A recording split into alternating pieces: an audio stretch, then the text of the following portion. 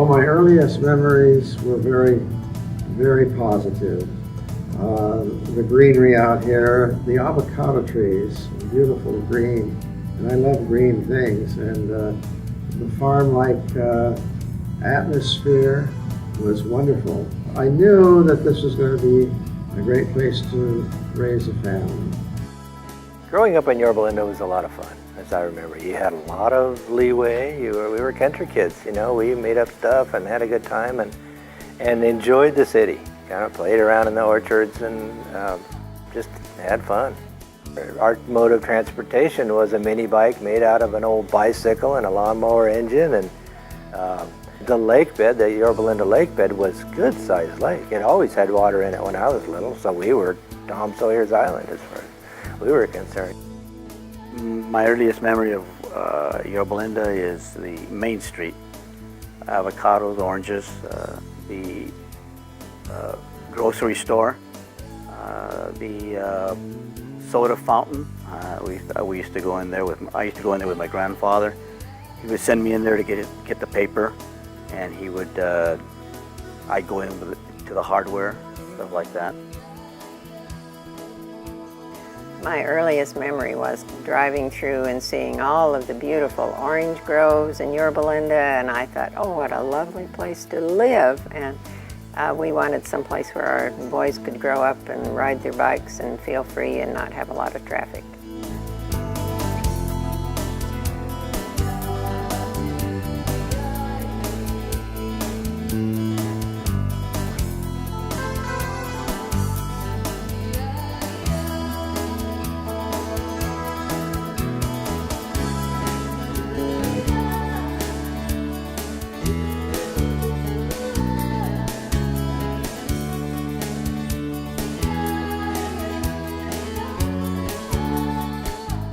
It was so different. We didn't have all the freeways that we have now. We didn't have the noise and all the people that we have now. There were trains, but they were not as numerous or frequent as they are now. So it was very quiet, and quiet at night. You could see the stars very brightly shining because we had no street lights, and there was no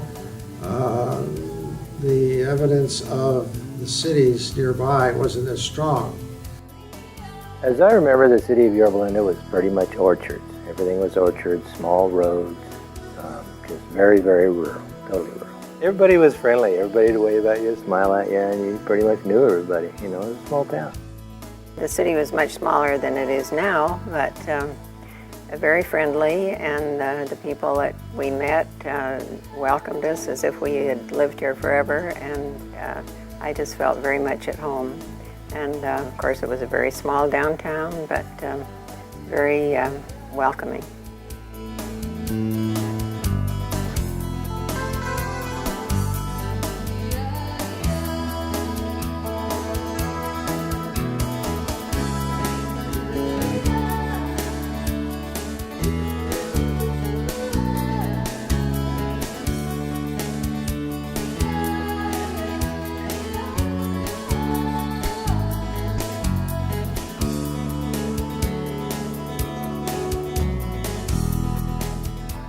One of the first things I remember about Orange County was Disneyland.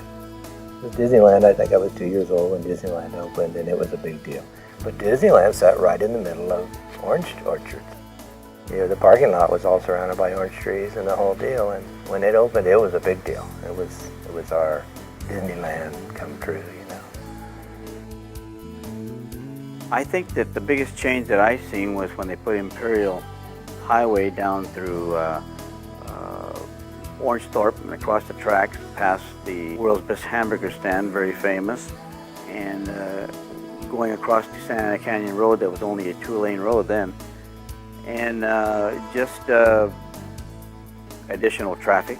More people started moving in, and I remember living at the bottom of the hill there and looking up where Glen Knoll School is now. No homes. Probably the biggest changes in Orange County that I've seen is the traffic, and I'm sure everyone is familiar with that, but also the growth, and I think the fact that we have high quality people who are coming who want to make it a better place, and I think it's a marvelous place to live. Our changes are taking the pace I'm going through. Changes. Turn and face the strain. Changes. Ooh, look out, you rock and rollers. Changes. Turn and face the strain. Changes. Pretty soon now you're gonna get older. Time may change me, but I can't trace time. I said that time may change me, but I can't trace time. It has been said that the only constant in life is change. As we've heard from some residents of our community, Yorba Linda has been dealing with change since its earliest days as a community, a challenge that we continue to face today. That's why I've selected responding to change as the theme for this year's State of the City. Dealing with change is never easy. This is especially true when the changes are significant, rapid, and caused by events and influences outside our direct control. Things like population growth, the economy, and actions taken by other cities and agencies. The challenge for Yorba Linda is to deal with these changes in a way that preserves and protects the values of this community.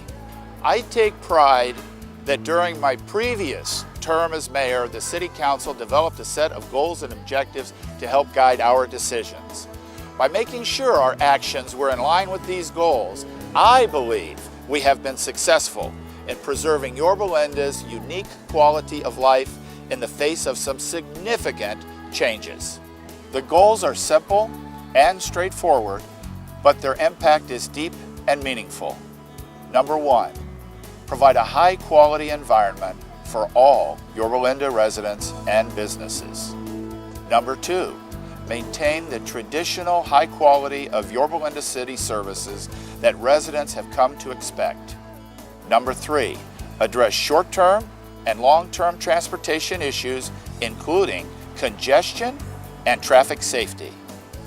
And number four, establish, maintain, and encourage a vibrant commercial and retail environment that provides business opportunities throughout the community. Today's presentation will look specifically at what we've done in recent years, as well as what we plan to do in the future to achieve each of these goals. Some of it has been a real challenge. Dealing with change usually is. I suspect that as a community, we will continue to struggle with exactly how to address the changes that will confront us in the future. But I have no doubt that as long as we refuse to compromise on our basic goals and on our core values, Yorba Linda will continue to be a community that we can all be proud of.